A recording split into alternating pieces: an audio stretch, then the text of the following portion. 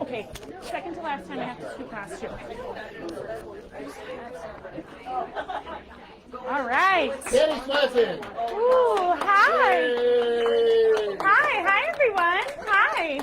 Hey. To those of you watching on the live stream, I might be blurry. I forgot to adjust focus, so I'll do that in a bit.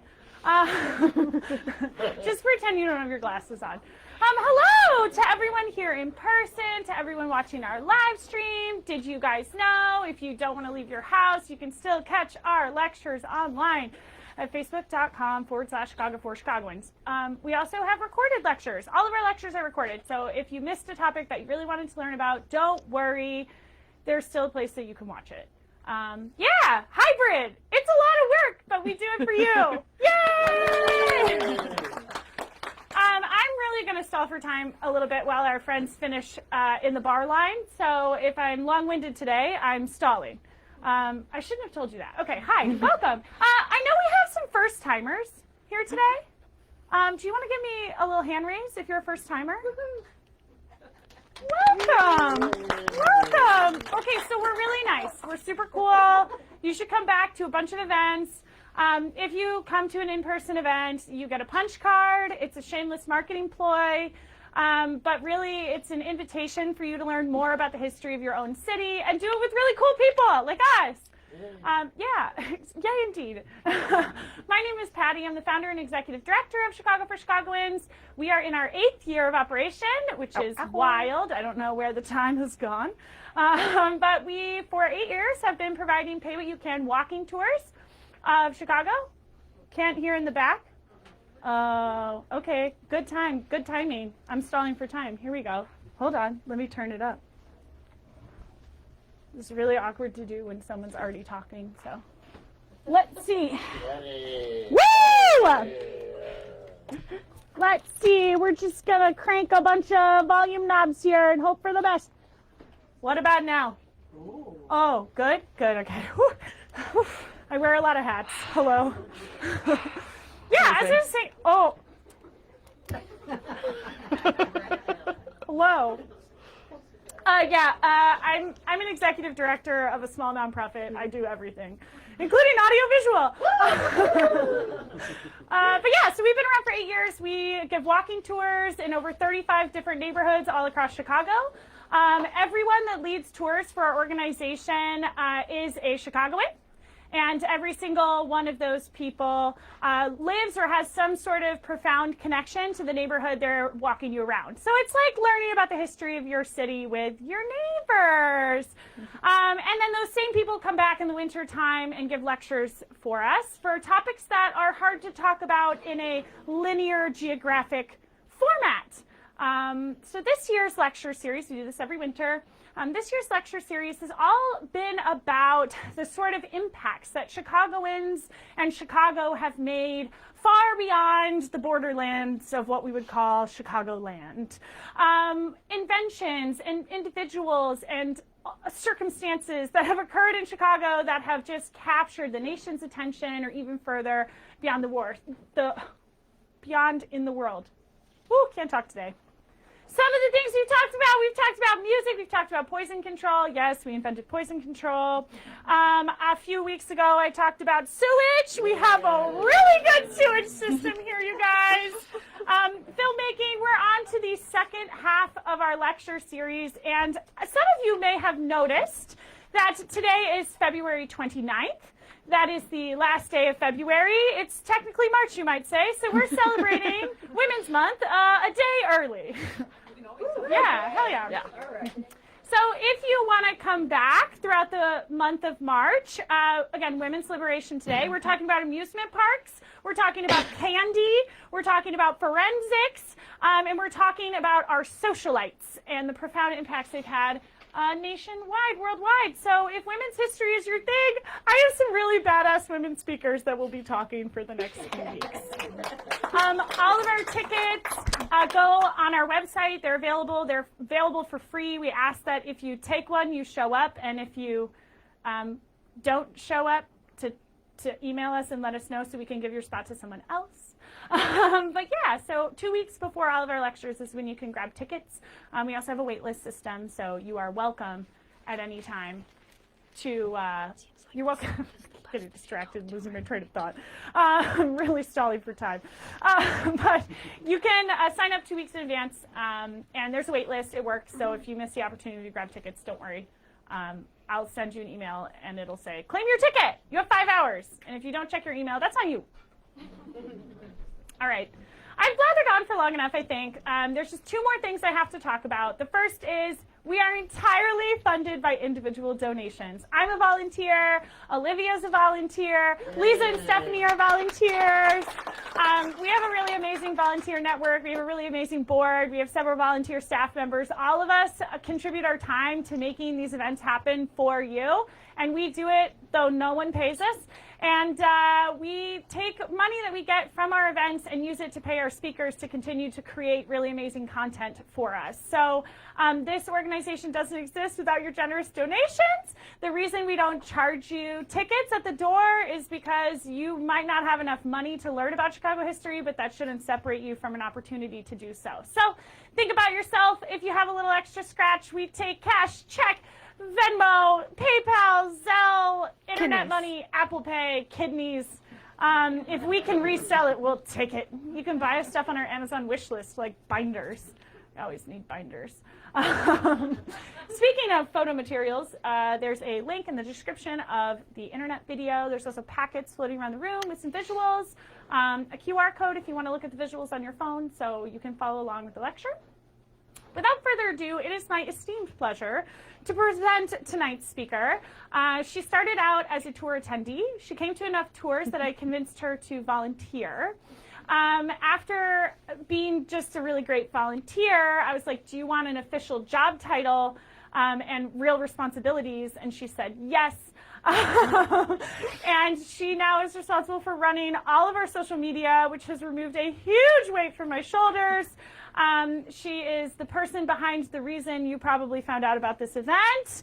Not only that, she's an incredible researcher. She lives in Lincoln Park. She gives our Lincoln Park tours. She does Sheffield Neighbors, which is West Lincoln Park. And all around is one of our favorite people ever, and we're very excited to let her talk to you today about women's liberation through Chicago inventions. Woo! Give it up for Olivia! That's that! Woo! Yay! How do I do it? Oh, nothing. You're good. Oh. Thanks, everyone. Well, I received some feedback that you're going to hear me best if I speak directly into the mic, and I'm getting some thumbs up. So, despite the fact Patty will describe me as a nice Midwestern girl, I can take it if you can't hear me. Just do like a this, or just be like, speak up. Cool. Thanks, team. Thank you all for being here tonight. Topic is women's liberation, but the main thing is that we all go forward faster when we go forward together. Thank you.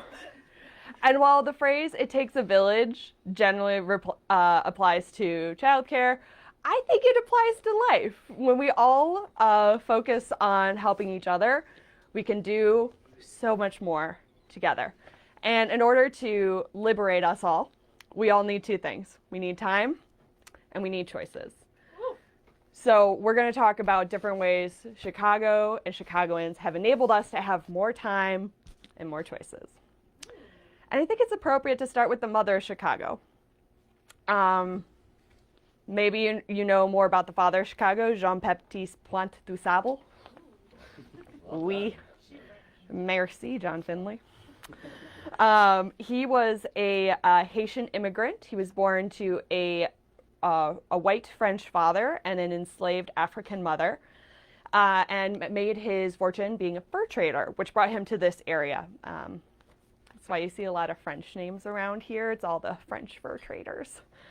And when he came to Chicago, this is where he was met and married his wife, the mother of Chicago, Kitty Howard. You may know her by her anglicized name, Catherine. I will be using her given name of Kitty Howard. She was an indigenous woman, probably a from the Potawatomi. but we're not totally sure.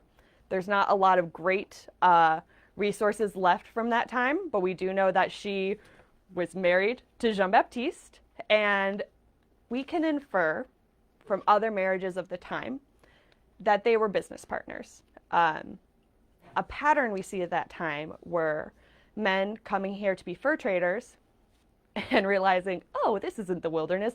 This is an established ecosystem with people, indigenous tribes, that have a set economy and a way of working and a culture, many cultures, that they didn't know anything about, but their wives did. Or as I like to call it, the business partners and project managers of the situation. Business.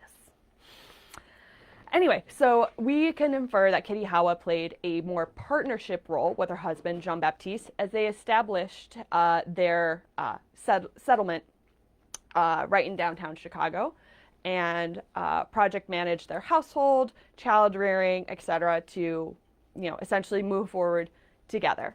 And in that way, we know more about Kitty Howard, but we don't know what she looked like. We're not quite sure, but pretty cool that she was the mother of Chicago. Now, when it came time to, so sorry, just get my internet mic. Are we good, Patty? Thank you. The time did come for Kitty Howard and Jean-Baptiste to leave Chicago, mainly due to the results of the French and Indian War. Jean-Baptiste and his family were considered too French to succeed in this region, as the English were coming in to establish dominance in the area. And that's when we see John Kinsey taking over his trading post and establishing the John Kinsey trading post. But it would not have succeeded without Jean-Baptiste and Kitty Howard, the original Chicago mom and dad. Now, I'm sure there were many things Kitty Howard could have accomplished with a few household appliances we have today. One of them being my personal favorite, my have-to-have, a dishwasher. The first dishwashers were invented, no shade, by men in the mid-1800s, and they weren't that good. It was a hand crank system, there was wood involved, and wood and water don't really last well together. Unless you're a ship, I don't know. Enter in socialite Josephine Cochran. She was from Shelbyville, Illinois, which is not Chicago. It is very far from Chicago. We'll get there. We still claim her. So as a socialite, she was big into hosting. So she had a lot of parties. And when she hosted these parties, she liked to use her family heirloom, which was dishes from the 1600s. As a fellow antique dish collector, I just love it. I just love it, When you host, you gotta bring out the good stuff. Yeah, for me, it's Pyrex.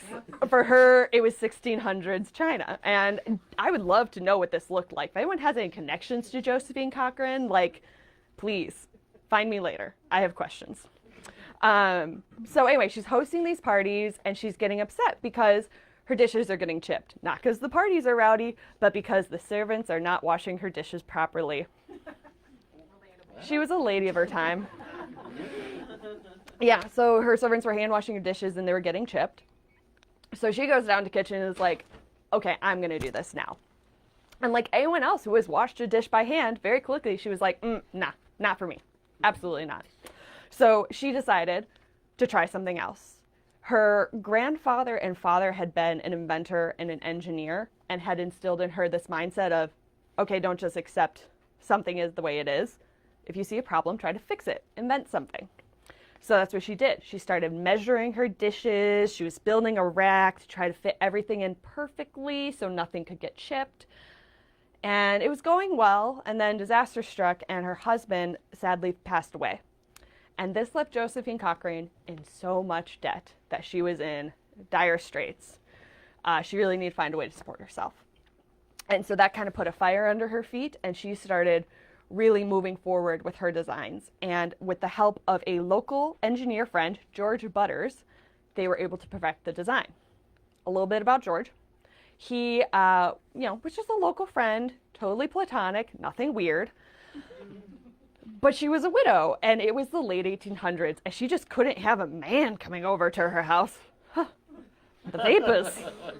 No. So he had to sneak over in the dead of night and meet her in her barn, and that's where they did their inventing. Come on, seriously? Yeah, seriously, he had to sneak over. Yeah. Crazy. So their design was different from those wooden hand crank things. So it was a wire rack measured to fit your dishes. And from that was fixed onto a wheel. And then around the wheel was a copper barrel that would spin and was on a motor. And then hot jets of water would hit the dishes. This is essentially how your dishwasher works at home if you're one of the lucky few to have one. Or lucky many, they're more common now. But essentially that's why her dishwasher stood the test of time, because it was able to be adapted into what we have today.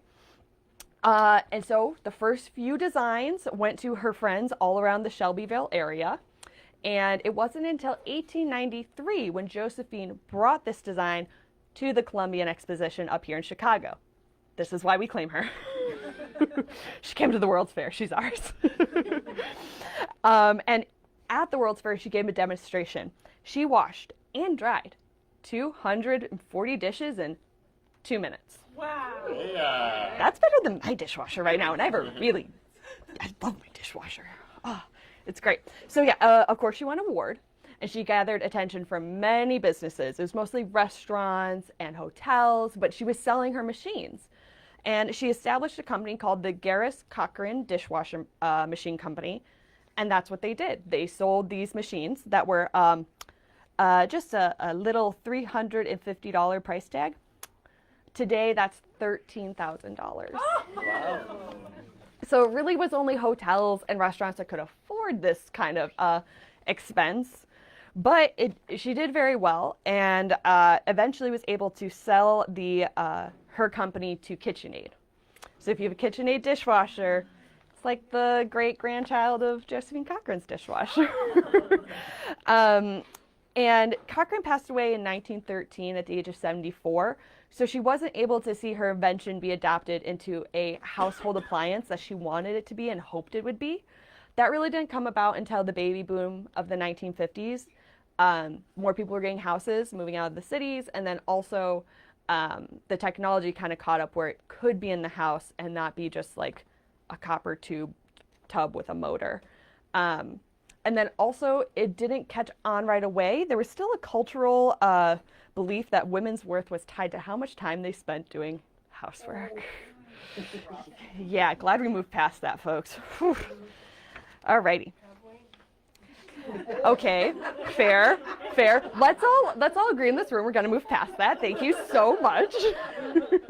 Oh, thank you. Wunderbar. Amazing. Little drink break. To women's rights, yes. Thanks, Lisa. Okay. Another favorite household appliance also came from Chicago, but also was invented in the mid-1800s. And the theme of things invented in the 1800s was copy, paste, different font. So many people were inventing the same exact thing in different places at the same time, include the vacuum cleaner. So the Chicago vacuum cleaner was known as the Whirlwind, and it was invented in 1868 by Eves McGaffey. And his version, you kind of leaned over and held it and cranked. So yeah, you had to crank it. So no like cords or anything. It was a bit manual. The downfall of his is that it cost $543. Wow, my bad. It cost $25, which is $543 today. Wow. Sorry, team. I had some coffee today. Mistakes were made. Anyway, so in 1868, it cost $25. Today, that's $543, which translates to a mid-tier Dyson. So yeah, a lot of people spend that much on a vacuum cleaner. I won't. But the reason why it didn't do well then is because your competition was a broom, which everyone had. You could make it, and like your hand cranking it. Yeah, it just didn't really do well. So very, very few models were sold. If they were in Chicago and Boston. And then in 1871, Chicago burned to the ground, including all of the Whirlwind vacuum cleaners. So in your packet, the drawing you have is of the patent. There are no pictures. There's a couple that survived, but that's because they were in Boston. Yeah, RIP right to the vacuum cleaner. But we moved on. We all have vacuum cleaners now, I hope. Okay, just quick poll. Who here can sew a button? And I'm not talking just 1, 2 over button. I'm talking the button that is sewn on so well that when you walked out during those gale force winds and at the tornado Tuesday night, your coat was staying on. Who can do that? All right, a couple hands went down, but we still got a lot. Oh, this is great. Wow. Okay, Patty, you could figure it out. All righty. That's great to know. It's not a lost art. But if it were left to Whitcomb Judson, no one would have raised their hands right there. He was a veteran of the Union. He was a veteran of the Union Army, and in 1891 he invented the class blocker. I mean, everyone knows what class blocker is, right? Right. Yeah, it took a couple iterations, but essentially I'm talking about the zipper. Oh, seriously? Yeah, seriously, zipper came from Chicago. Oh, Yeah, I know. I know. Chicagoans, we're the best. So he debuted this model at the 1893 World's Fair. So he was there at the same time as Josephine Cochrane with her big dishwasher. Now, the reason he was set apart from, again, the many other people inventing their clasp lockers at this time is because he had a working model. That's how his design got to the fair. That's how his design persisted to today. Because, again, a lot of people are inventing very similar zipper-esque things at the time. Now, his zippers were designed for shoes. The style at the time were really long boots that had a ton of buttons. It was great in the time before sidewalks when everything was mud and snakes and terrifying. That's a callback to the Lincoln Park walking tour. Just come on in this summer, I'll tell you more. Anyway, back to this. So that's what he designed it for, but in his patent he wrote out it could also be used eventually for corsets. So we're going to claim it as a women's liberation thing. So essentially his design was for automatic continuous clothing closure. Great. Minimizing buttons, essentially. Now his design is not what you would see today on your clothes with with zippers. That was designed by Gideon Sunback in 1913. And that was, again, perfected on by the Goodrich galoshes for their 1924 design. And that's when it first started being called a zipper. So really it was in the 30s that you saw it being incorporated more into fashion and used more frequently and called zippers that we have on. Pretty much 95% of people in here have a zipper on them right now, I'm sure. So, I love the people that just checked if they have a zipper. Thank you for playing along. So around this time that we have the zipper coming into fashion, we have another breakthrough in time saving for women's beauty. It's the permanent wave machine. If you're wondering what that is in the packet, it's the one that looks like a torture device. You'll know it when you see it. This was invented by Marjorie Stewart Joyner in 1928. She was working in the salon that she opened on South State Street, and fabulous woman. First black woman to graduate from the Molar Beauty School in 1916. So, business owner, graduate, inventor of the permanent wave machine. What could she not do? Now, this tool was designed to curl hair in a way that was efficient, and the style would last for days. So if you remember your mom, grandma, aunt, whoever, going to the beauty salon, getting their hair set for a week, this is the machine they were using. Mm-hmm. Yeah. The design was based off the pins that Joyner saw while she was making a pot roast. So she was essentially cooking a big piece of meat with a lot of like hot pins in it and went, I'm going to put that on my head. But it worked, and she also designed a scalp protector to minimize the heat pretty soon afterwards. Side note, so I grew up in a western suburb, Hinsdale. It's on a train line, and it's like an older-ish suburb. And they had this really cool vintage hair salon next to the toy store. And they had one of these machines in the window, and I kid you not, I thought it was a torture device for years, because apparently it didn't occur to me to ask my mom, hey, what's that scary-looking octopus thing? it's a hair curler. It's a permanent wave machine. It's no big deal. People use them. And what was great about this style is everyone could use it. It worked on every hair type. So, it was in the salons and with, black women, white women. If you had hair, you could use a permanent wave machine, essentially. Now, Joyner was also a star employee of the Madam C.J. Walker Company.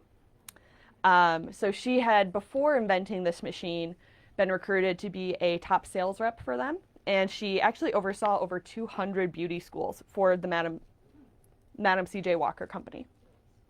So since she was an employee of the company while she invented this, the proceeds from the invention were split between her and the company. That's just how inventions work. They, enabled her to create this. So just some background. Now, Joyner continued to play an influential role in Chicago outside of, the permanent wave machine. She was the head of the Chicago Defender Charity Network and also one of the organizers for the Bud Billiken Day Parade, which, if you're not aware, is a Southside parade that happens every year. It happened this year. It'll happen next year. And it is for school-age kids. They put it on to help bring excitement and get them pumped up for the next school year. It's a really, love a parade. I also love social reform. So let's talk about Jane Addams. Born in 1860, Jane Addams was a social reformer and an activist, and she co-founded Hull House in Chicago. Now, Hull House was a settlement house that supported the community and provided valuable resources to just the Chicago area. Addams, got the idea because she took a trip to London and she saw Toynbee. I speak English, but I don't see a Y and an N together a lot. Toynbee Hall in London. And this provides social services to the impoverished East End residents in London. So if anyone's watched Call the Midwife, it's like an early version of Nonata's house. So in 1889, she comes back, and Jane Addams and her, here we're going to quote some historical sources say her friend, but probably more likely her partner / girlfriend, if we're going to read between the lines, Ellen Gates Starr. So they leased a large mansion located in the heart of Chicago's impoverished West Side and designed to support the immigrant community there. The name Hull House came from Charles Hull. He was a real estate investor, and this had been his house. And he had died that year, and the people who left the house to leased it to Jane Addams and Ellen Gates Starr.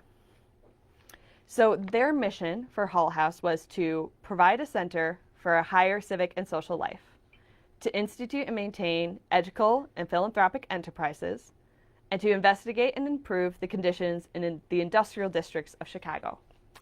They offered a wide range of programs and services, such as childcare, women's liberation, all right, education, vocational training, healthcare, cultural enrichment, and social reform initiatives, hence bringing in the Hull House today. Addams and her colleagues believed in the importance of providing opportunities for personal and social development to empower individuals and uplift the community as a whole.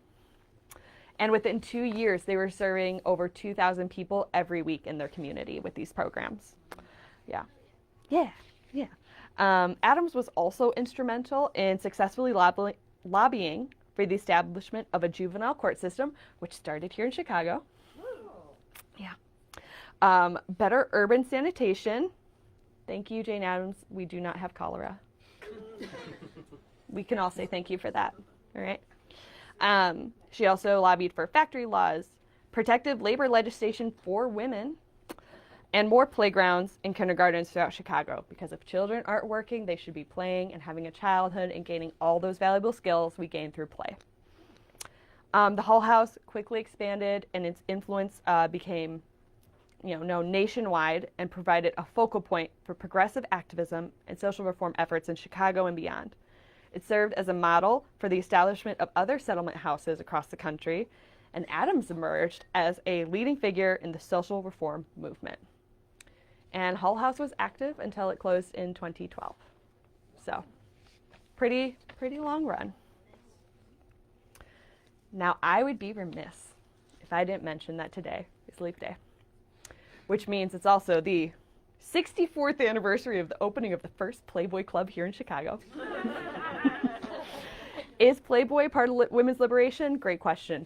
For those who were here last year, you know this was my topic last year, was Playboy. So, like Patty said, all our talks are recorded. You can find them on our Facebook page. So I'm going to go with the brief version tonight. If you want the deep dive, please check out our Facebook page and see all our wonderful talks. But yes, so on this day in 1960, the first Playboy Key Club opened at Walton Street in Michigan Ave. And this was the physical embodiment of the men's lifestyle magazine Hugh Hefner had started several years earlier. One of the missions, he said, when starting Playboy was women's liberation, and depending on who you ask, he did it. You know, something we were talking about earlier this evening is there's no such thing as a perfect historical figure or perfect person, period. I think Hugh Hefner really embodies that. So on one hand, you have, you know, he shot to infamy with Playboy, which the first edition featured pictures of Marilyn Monroe, which were obtained without her consent or knowledge. Just one day she woke up and her photos that she thought were private and frankly were gone were everywhere, and everyone saw everything. Whereas on the other hand, you know, he hired women for Playboy Corporate, and because Chicago is the biggest small town we will ever live in, you throw a rock and you will find someone who worked at Playboy Corporate, or their sister did, or their aunt did, and every single one of them will most likely say they loved it. I interviewed them. It was great. Awesome opportunities, great work culture. Chrissy Hefner, Hugh Hefner's eldest daughter, maintains status as a business icon in Chicago. She's extremely successful, incredibly intelligent woman. So, you know, again, since it's the anniversary of Playboy Club, you know, we can talk about the dualities of, did it help? Did it hinder? I mean, the Playboy Foundation, the philanthropic arm, did a lot to advance women's rights to access to health care, birth control, abortion, you know. Anyway, just since it's the anniversary, we'll sprinkle it in. Speaking of access to health care, I know, now it gets saucy.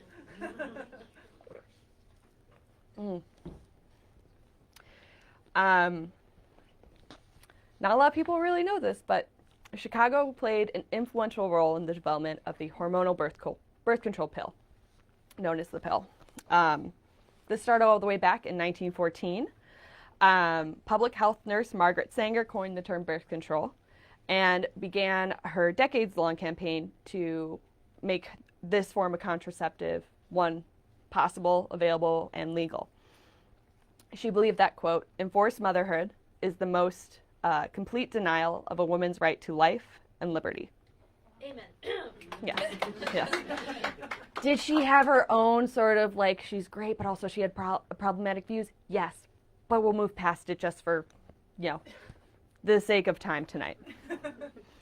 So she dreams up this idea that women would have access to a form of birth control that they control, that they have complete autonomy over, because at this time there was some birth control, there were condoms, but that is I mean, it's kind of on the man, you know, goes on him.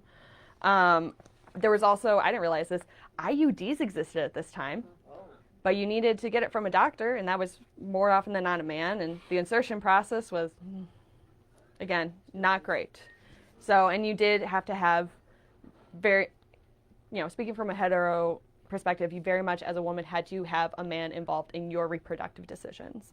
And Margaret Sanger wanted to put an end to that, but control the women, something that they had complete autonomy over and could hide if need be.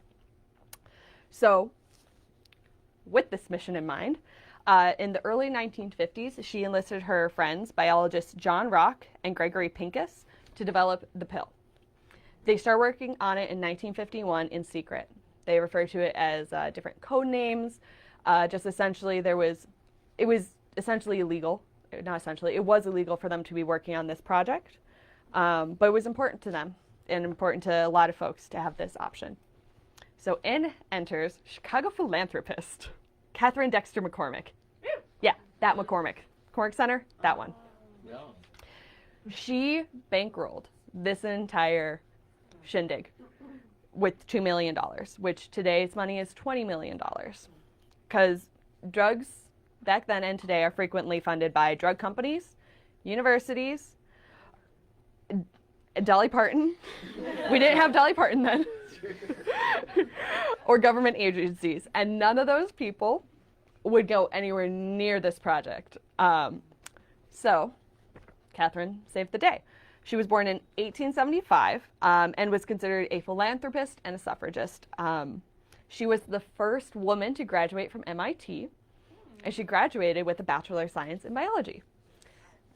Her, penchant for advocating for women's rights started early.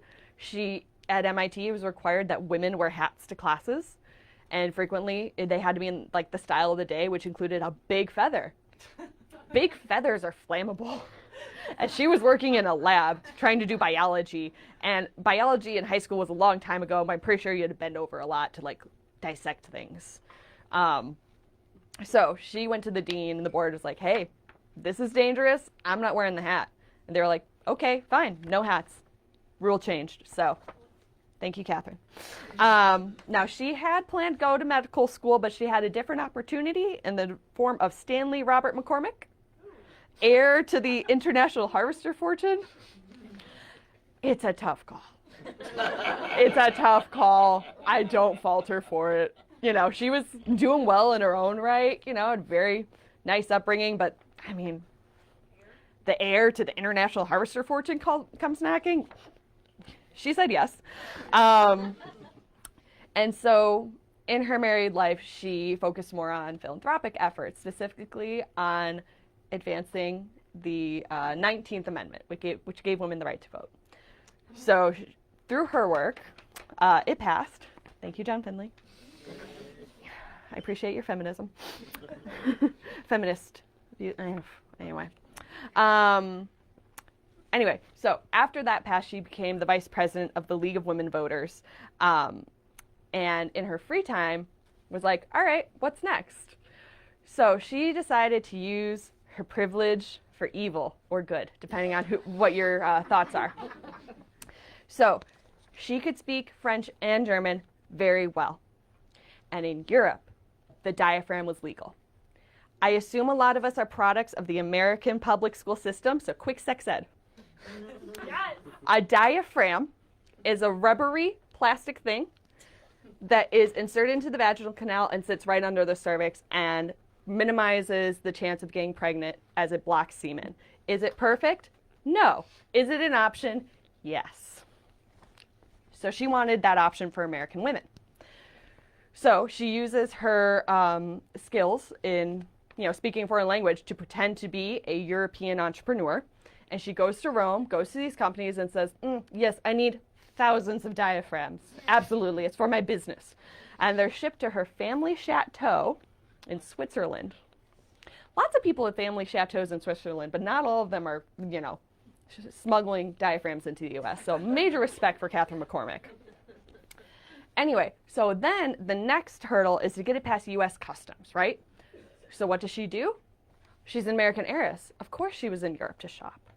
So she disguises the diaphragms in all these different souvenirs. And so when U.S. Customs is going through her stuff, they're like, oh, it's Catherine McCormick. It's fine. She's just buying stuff, Totally fine.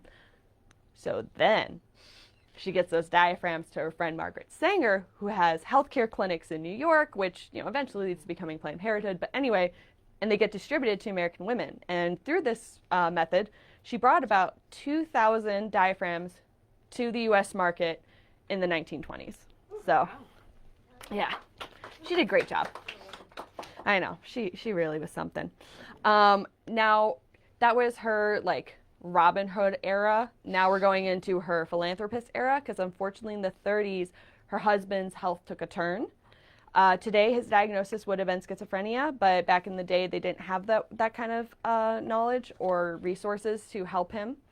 And his sister actually had a similar diagnosis. So Catherine McCormick kind of left the birth control sphere and went more to focusing on family and helping her husband and sister-in-law find ways to manage their health conditions and thrive. But eventually, Stanley did pass in the 1950s, making Catherine a very, very wealthy widow. Oh. And she was like, I'm back. So she goes to her friend Margaret and says, hey, I've got a cool 2 million, 20 million today, sitting in my pocket. Do you need it? Margaret said yes. And in that way, Catherine McCormick bankrolled the creation of the first hormonal birth control pill. And that was Enovid, which was a mix of progesterone and estrogen, progesterone and estrogen. It was approved by the FDA to regulate menstrual conditions, and it had a warning at the bottom, prevents pregnancy. That warning label was marketing gold. You can't buy that stuff. That is, well, you could, but with a prescription. So quickly took off. The thing is, those hormones, the estrogen and progesterone, were so high, like over 10 times higher than the birth control that we can get today. Yeah, it was a little much. A lot of women had really uncomfortable and deadly side effects, whether it be, nausea, headaches, or, blood clots. Yeah, it was, if you were predisposed to certain things, then yeah, it was a death sentence. But it also saved a lot of women. So according to the Chicago Daily Tribune, Planned Parenthood was the first family planning clinic in Chicago to start distributing Enovid, and that was in October 1960. If you look in your packet, that pill bottle, that's the first way you could get Enovid. So again, products of the American public school system. The birth control pill works when you take one pill every day at the exact same time. Consistency is key. The reason why we now have the blister pack and the shell that opens up and you see each day, there's another picture in your packet of that, is because a man noticed his wife was having issues keeping on track of her pills because it was just a bottle. And so he created this blister pack for her, and it now that's the only way you can really get the hormonal birth control pill is in that kind of blister pack. So, and that also helped with the side effects because in 1969, medical journalist Barbara Seaman wrote a book, The Doctor... I just made that connection too. Come on. Oh, man. Well, her article was, quote, The Doctor's Case Against the Pill. And in that, she had some, accurate information about, the dangers of the pill, but the pill was so new that there were some things that she put in there saying, the pill does X, Y, and Z, and it doesn't. It just was, coincidence. But this led to, in 1970, congressional hearings where feminists came out and really pushed that the pill was safe, but Congress was like, that's a lot of hormones. And luckily, the pill had been out long enough that doctors were able to see that it was working. And so they lowered the doses, and it still worked as, preventing pregnancy, but it was a lot safer. So that's essentially what is around today. Now, you can't really talk about the pill in Chicago without talking about abortion. This is your trigger warning. I will be talking about abortion, if my shirt wasn't a giveaway. Now, specifically, I'll be talking about the abortion counseling services of women's liberation, known as the Jane Collective. This started in 1965. Heather Booth had a friend of a friend who was a student at the University of Chicago who needed an abortion. Why? Doesn't matter. It's her choice.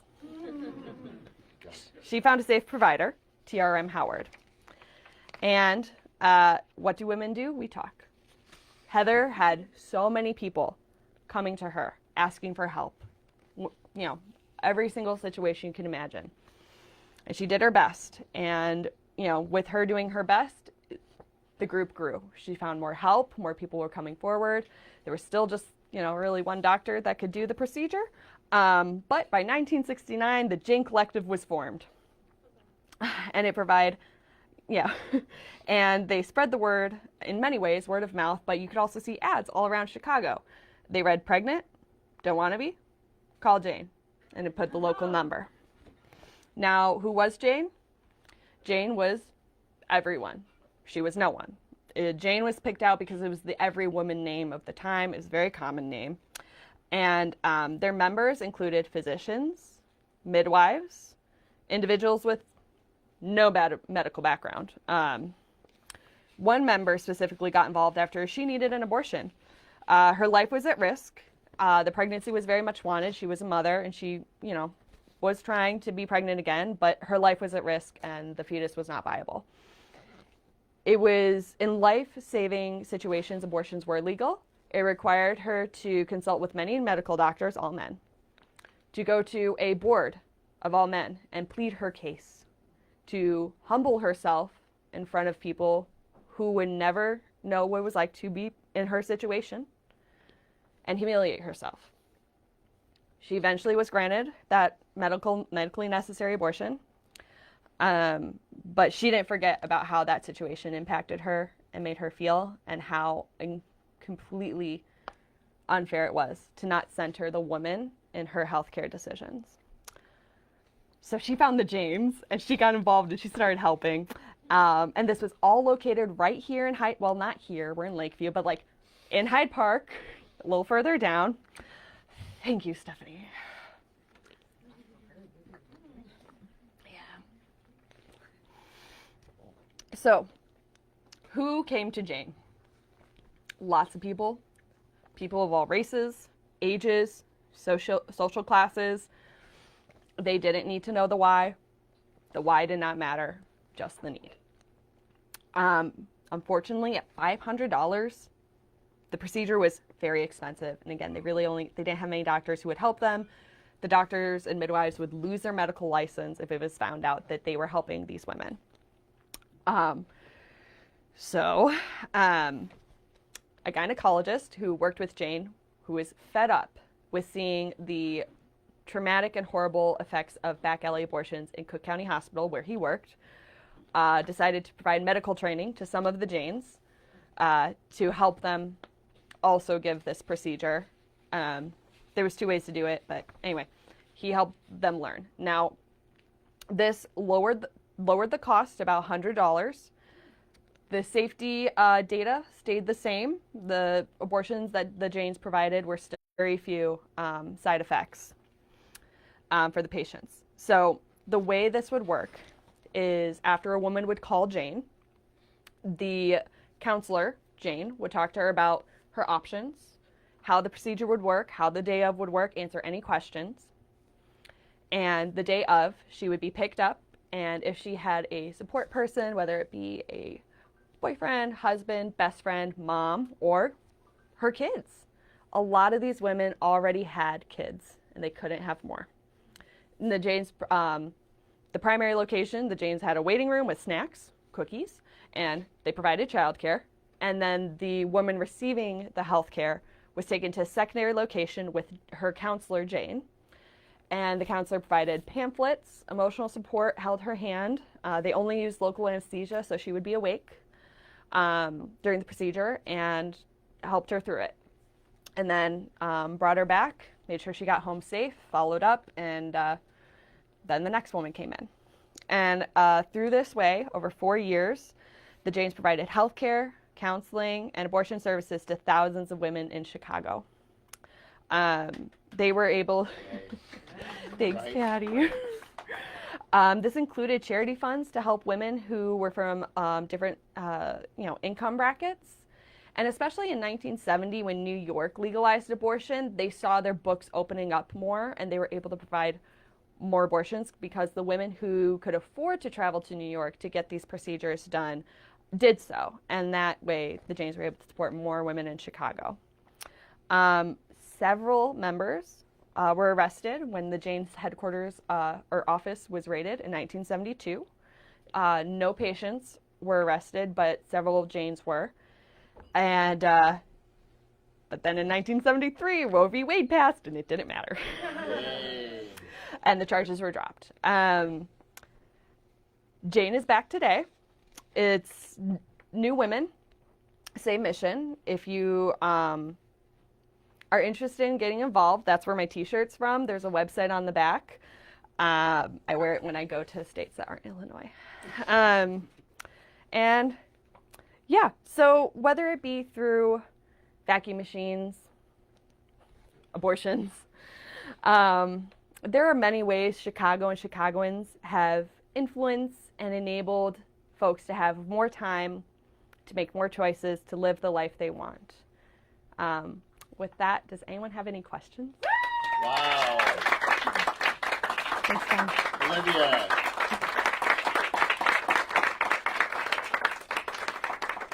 Thanks, guys. Whew. Patty. We had a very interesting comment online Mm-hmm. where somebody said they mentioned how Hugh Hefner bought the banks that were not allowing bunnies to get bank accounts because they couldn't get the signature of a father or husband. He threatened to pull his own corporate accounts unless the banks caved, and they caved. And she goes, so my opinion of him is complicated. I love it. Do I need to rephrase that, or was your mic on? They could get it online. Online. Okay, so essentially, if you're watching online, you didn't hear Patty. She essentially rephrased the comment about how Hugh Hefner essentially strong-armed the banks into allowing the women who worked as bunnies in his clubs to have bank accounts because, yeah, back then women couldn't have a bank account without the signature of a man. Or a credit card. Yeah. Yeah, thank you, RBG. Anyway, yeah, any questions? Stephanie. What's the website on the back of your shirt? The website on the back of my shirt, I'm going to turn around. I don't remember off the top of my head. wearejane.org. They help connect folks to healthcare services, or some people call it abortion services. I call it healthcare. Yeah. Other questions? Okay. Well, thank you everyone for being here tonight. Oh, John. I just think you're awesome. Oh, thank you, John Finley. Sticker if you ask a question. Yeah. So, alrighty. Well, if I'll be here, join me for a drink, and I'm here to answer any questions, or we can talk more about how, you know, Hugh Hefner, zippers, whatever, you know. And just a friendly reminder, we are a 401c nonprofit. We are entirely donation-based, so if you are able to and would like to, we have cash, and there's also this fun QR code for your internet money. Please feel free to add. Oh, sorry, is your rates for a question? Yeah. Oh, I'm so sorry. Go. Oh my gosh, no. I'm sorry. What's up? No, I just thought of it. No, that's great. Talked about inventions. Do you have a favorite invention? Oh, do I have a favorite invention? The dishwasher. I love my dishes, I do, but like half my dishes are mid-century modern Pyrex, which can't go in the dishwasher. So I'm already washing those a lot. So the ones that can go in the dishwasher, I'm just thankful. Yeah. Yeah. All right. Well, thanks, everyone. Yay. Don't forget to donate. Loving Lisa and Olivia.